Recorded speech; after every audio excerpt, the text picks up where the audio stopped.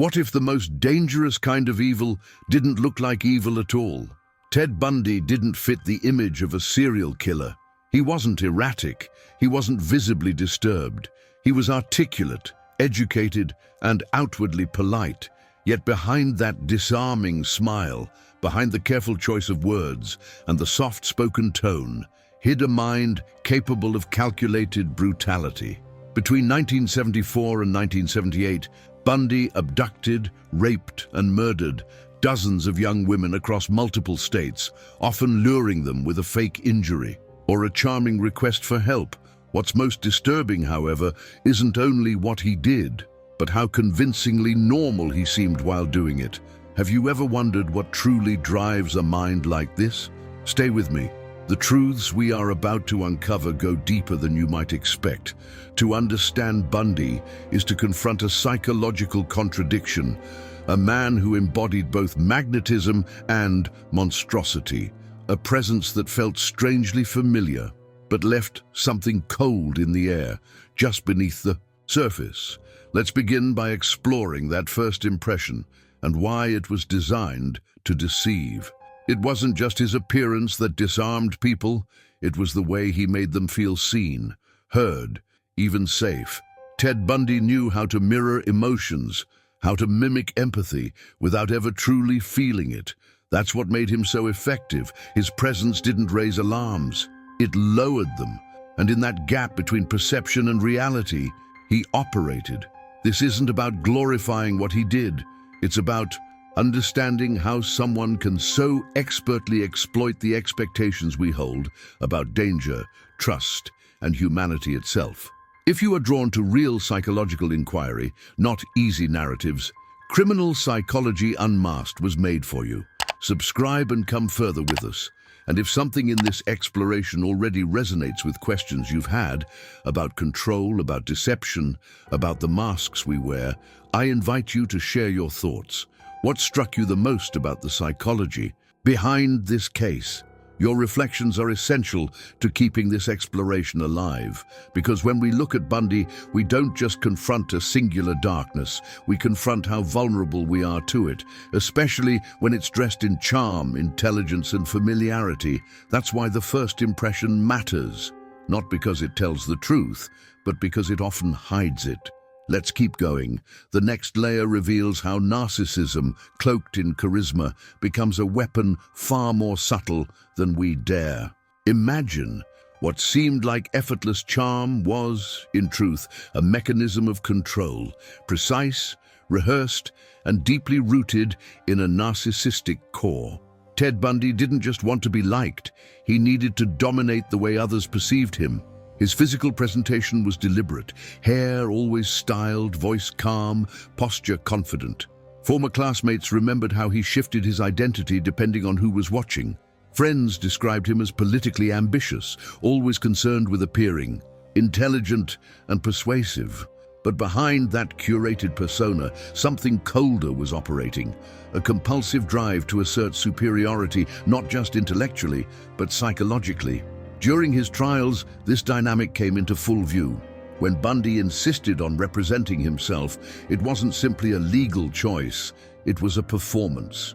He questioned witnesses, challenged experts, and smiled for the cameras, as if the courtroom were his personal stage. In one particularly telling moment, he cross-examined a police officer who had discovered one of the victim's remains.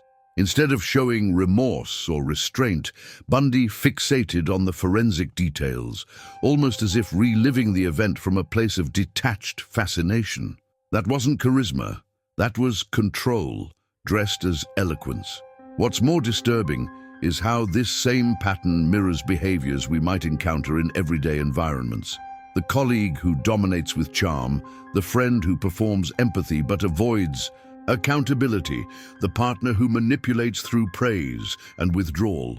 Bundy's pathology was extreme, yes, but the psychological structures he used to mask it are unsettlingly familiar. Narcissism, in its most dangerous form, isn't loud or grandiose. It's calculated, invisible. And in Bundy's case, it allowed him to walk freely among his victims, cloaked in the illusion of safety. But there's another hidden layer we need to uncover, one that reveals how his manipulation extended far beyond seduction into the core of his emotional architecture. If this analysis sparked something inside you, leave in the comments. There's always a hidden layer. Now, let's go even deeper into this. Because for Ted Bundy, manipulation wasn't a tactic. It was his primary language. He didn't just deceive others, he adapted to them with unsettling precision. Bundy knew how to read a room. He could sense what people needed to see, to hear, to believe, and he gave them exactly that. To his friends, he was the thoughtful law student. To professors, the promising intellect. To authorities, a cooperative suspect. And to his victims, a man in need of help, injured, polite, vulnerable. The persona shifted, but the intention never did. Control. During one of his early arrests, Bundy charmed his way through the interrogation by feigning confusion and concern, often smiling and laughing with detectives. He played with their perception, subtly seeding doubt. Later, when imprisoned in Colorado, he exploited a moment of relaxed security and escaped through a window, not through brute force, but through calculation. Weeks later, he killed again. That wasn't opportunism. It was a rehearsed performance built on the illusion of innocence.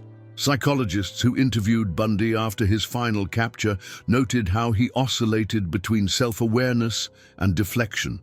When asked about empathy, he once said, "I don't feel guilty for anything. I feel sorry for people who feel guilt." This wasn't a confession. It was a reflection of his emotional architecture.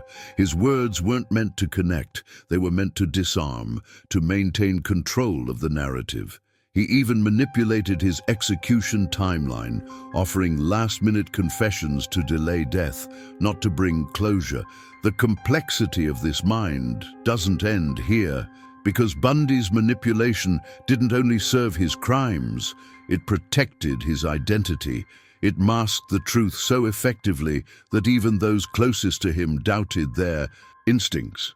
If this reflection resonates with you, right below, the mind hides more than we dare to see. But there's another hidden layer we need to uncover, one that lies not in the image Bundy projected, but in what he never felt. Behind the manipulation, behind the mask of charm, and the versions of himself he crafted to please and confuse, there was something far more disturbing, an absolute emotional void. The absence of remorse in Ted Bundy wasn't just a detail, it was the foundation of his entire psychological structure. He didn't feel guilt, he didn't experience empathy, and that coldness, that neutrality in the face of human suffering was what made him so effective and so impossible to predict. During the Florida trial, where he was convicted for the brutal murders of 2 young women from the Chi Omega sorority, witnesses described the crime scene in graphic detail. Even while hearing about mutilated bodies, Bundy remained impassive. At times, he even seemed bored. When asked how he felt about the victims, he replied, "I think society needs a villain." That answer isn't just cynical, it's revealing. The suffering of others didn't touch him. He observed pain, like one examines an object, not as someone recognizing another human being. Psychiatrists who evaluated him used terms like antisocial personality disorder with extreme narcissistic traits. But even those classifications seem insufficient when faced with the surgical coldness he displayed, not just in his actions, but in the complete absence of regret afterward. It was as if the lives of others were less valuable than preserving his own fantasy of superiority. The question that lingers is deeply unsettling.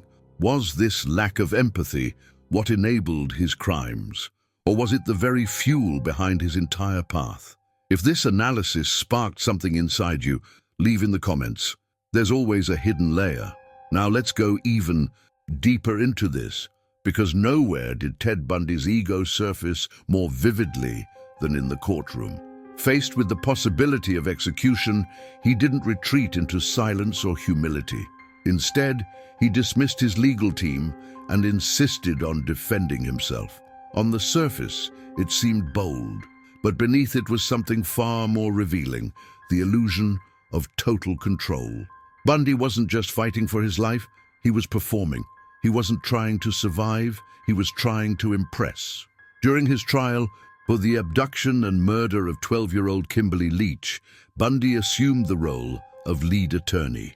He interrogated witnesses, challenged prosecutors, and addressed the court with rehearsed confidence. One of the most surreal moments came when he proposed marriage to his girlfriend during the proceedings, publicly in front of the judge and jury. In the state of Florida, that declaration could constitute a legal marriage. It wasn't love, it was theater, a move designed to shift focus, to reassert his identity as the one in control. Observers noted how Bundy seemed energized by the attention. Cameras captured him smirking, smoothing his hair, carefully watching reactions. Behind the mask of legal competence was a man who craved the spotlight, who believed he could still manipulate perception even as the evidence piled up. This wasn't legal strategy. It was psychological exhibition, an extension of the same mentality that allowed him to deceive for years. For Bundy, being seen was not enough. He needed to direct the gaze, to control the frame, even as it collapsed around him. But there's another hidden layer we need to uncover. Because what disturbs us most deeply about Ted Bundy isn't just what he did, but how ordinary he seemed while doing it. He wasn't a shadowy figure lurking in alleys. He was educated, clean-cut, articulate. He volunteered at suicide hotlines. He had girlfriends. He went to law school. He was, by most surface measures, functional, even likable. And that's what unsettles us. The transformation wasn't visible. There was no monstrous mask, just a man who blended in, smiled warmly, and hid something unspeakable behind his eyes. Carol DeRonch, one of the few women who escaped his grasp, described how he approached her at a shopping mall, impersonating a police officer. He was calm, polite, authoritative. There was nothing outwardly threatening. It was only once she was locked in his car that the illusion cracked. That shift, from harmless to predatory, was sudden, but the preparation for that moment had been rehearsed over years. The identity he showed the world was crafted with intention, and yet it wasn't entirely false. Bundy did have moments of apparent affection, of seeming normality. What's chilling is that both sides coexisted. A former girlfriend once said, "There were moments he looked at me with this blankness, like he wasn't there." Those brief absences, those tiny gaps in presence, were perhaps the only glimpses of the void within. The rest was concealment, subtle, seamless. And that's why we struggle, because the predator didn't look like a monster, he looked like someone we might trust. It forces us to confront a difficult truth. If evil can wear the face of the familiar, how do we truly recognize it before it acts? Now let's go even deeper into this. Because beneath every carefully constructed version of Ted Bundy, behind the charm, the precision, the icy control, there was something profoundly hollow, a psychological emptiness that no performance could fully conceal. Experts who interviewed him in the final years of his life described a man who spoke eloquently about remorse, but whose words felt disconnected from any genuine emotional core. It wasn't just the absence of empathy, it was the absence of self, a fragmented identity, built not on stable belief or feeling, but on manipulation and borrowed personas. In one of his last interviews, Bundy said, "I'm not blaming pornography, and I'm not saying it caused me to go out and do certain things. I take full responsibility for whatever I've done." But even in that statement, there's a detachment, a performance of accountability that never fully lands. Those who sat with him during those hours reported a man who could explain his crimes in chilling detail, but never seemed to fully inhabit them, as if he were narrating someone else's story. This detachment wasn't new. Former acquaintances recalled how Bundy could mimic affection, mirror emotions, but often seemed absent when emotional depth was needed. He moved through relationships with calculated distance, maintaining control by never truly connecting. That was the truth behind the mask. Not just evil, but emptiness. A void where identity should be. And perhaps the most unsettling question isn't, how could someone do this? But how did so many not see it? The danger wasn't hidden in shadows. It smiled across dinner tables, held conversations, volunteered help. The truth was visible, but camouflaged behind what we wanted to believe. If you followed this far, it's likely because you're not looking for simple answers, but for deeper understanding.